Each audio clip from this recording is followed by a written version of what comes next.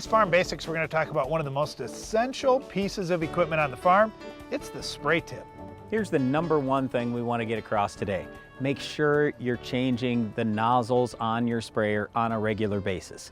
If you say, boy, you know, I don't remember the last time I changed my nozzles, guess what? It's time for you to change now. The biggest thing when we talk about getting good weed control is having good, accurate spray coverage out there. When you have an uneven pattern, that's a real problem out in the field. It not only can mean less weed control in some areas, it also can mean crop injury in other areas. So we just want to make sure that you're checking those nozzles on a regular basis. If you're driving by a farm and you see a farmer out spraying, you may think, oh, a spray nozzle is a spray nozzle, but there are a lot of different nozzles out there, and there's a lot of technology that's being utilized in developing new ones. With some of the new herbicides that have come out on the market, like XtendiMax, for example, and Liberty, well, they each have different nozzles that farmers want to use to maximize production. Some of these choices are actually being mandated right on the labels of the herbicide to make sure the farmers know which nozzles will happen to work the best for that product.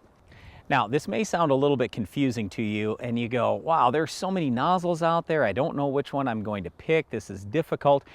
We've made this easy for you. We have now a free Ag PhD spray tips guide. It's an app you can download for free on your smartphone or your tablet.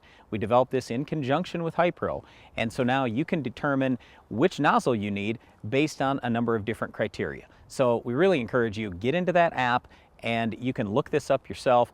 Here's one important point though. It's going to take more than one nozzle to do all the jobs you need to do on the farm. There's a different nozzle for fungicide as opposed to when I want to go out there and spray dicamba over my Xtend crops. All right, so just know that going in. We really encourage you to have 3-way or 5-way nozzle bodies.